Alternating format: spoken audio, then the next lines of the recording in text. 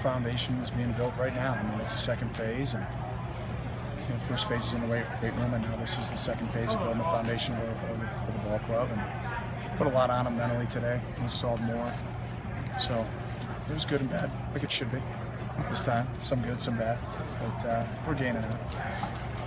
We got it. How's Christian Jones? Great. Yeah, he's running around doing individual. He'll be full go, ready to go for the full. So where do you put him now? Put him in red, and he does individual, and he runs around and coaches the young guys up and yells at guys. And he's got, I think, a really good perspective. I mean, he's played at an all Big Ten elite level, and then unfortunately in football taken away from him, and was through a couple of years now, especially last year. You know, we didn't play collectively as a ball club the way we wanted to, especially offensively, and especially at his position. And he's really taken over the leadership there. So very pleased with that. Beyond missing his physical skills last year, what else about him did you miss on that team? I think he plays a lot of passion, you know, and he's a physical guy. So I think those two things, the playmaking obviously, you know, just the physical play and the attitude and leadership that he brings along with it. You got it. Go ahead. Talk about Christian last year, like what he meant to the team. I always saw him at practice out there. Like, yeah, he was great. No, he's terrific. I mean, he's a special guy. His mom is awesome. I mean, he's from a great family. Got hurt his senior year in high school, you know, during spring ball. And he's dealt with adversity before. You know, he's a pro prospect, and he acts like a pro every day. I mean, he's a guy that works hard in the film room, in the weight room, taking care of his body, and he comes out to practice with a great attitude every day because he's had it taken away from him. So, you know, he knows that he gets it, and he's trying to impart that wisdom and leadership on his teammates. And you know, that to me is his biggest strength. I mean, he's just a full package. You know, he's a fun guy to coach. Fun guy to coach. Is he one of those you offered when he got injured and you kept the offer on the table? Yeah. So, I guess that's rare. I guess I don't know. Any updates on the quarterbacks? How they're playing? What you've been installing with them?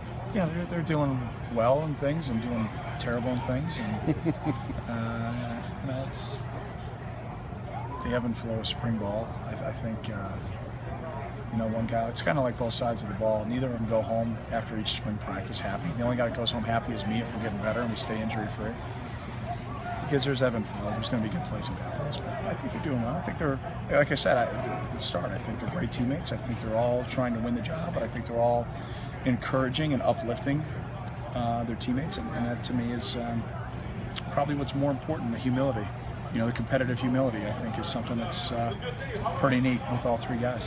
When you're evaluating guys during practice, and when you have a quarterback competition, is that sort of your main focus? Because obviously there's more than one thing. Yeah, that's a great question. No, not really. I'm looking at the whole team. You know, Mick obviously has got his eyes focused solely on them, and maybe more so on them now than maybe the whole overall offense, which is given a little bit more responsibility to Matt McPherson and Dennis Springer, you know, from a standpoint of really managing the skill guys overall and over the top. No, I'm looking at everything. You know, it starts with the guys' attitude and then how it carries on. So, yeah. What have you seen from Austin Anderson so far, and how nice it to have him healthy? Or is he 100% healthy? Yeah, I think he is. I think, or if not, he's really close. He's probably not in close to being in good enough shape, you know, just because he's never practiced in college. I think Austin's neat. He's got a dynamic personality.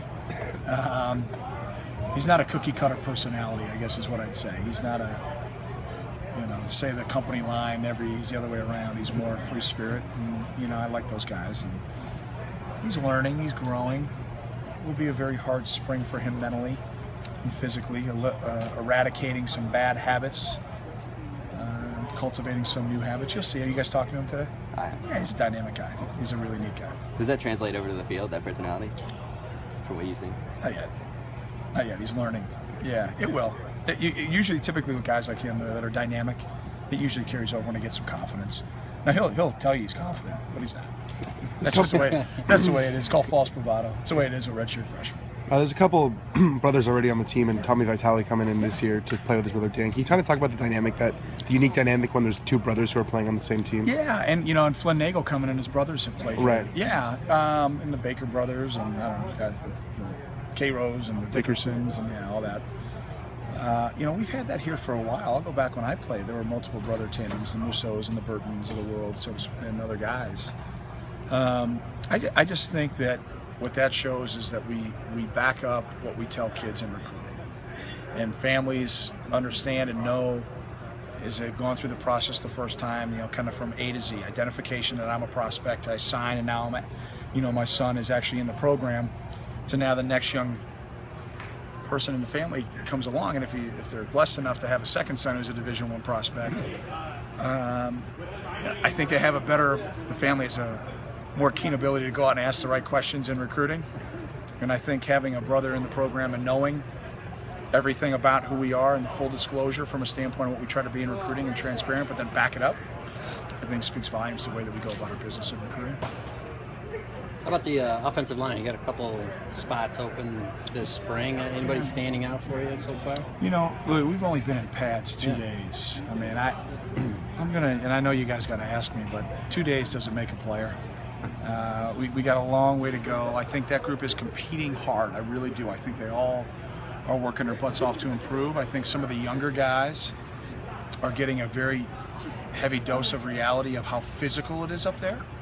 And I think they're working their butts off to improve on that attitude and that physicality more than anything.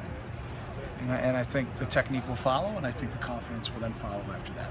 You weren't happy with the competition on the offensive line last year.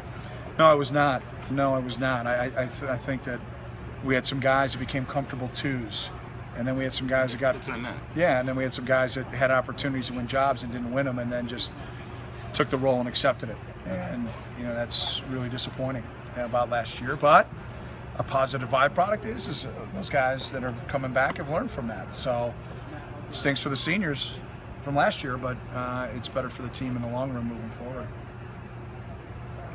Sound good? Yep. Thanks, Thanks a lot. guys.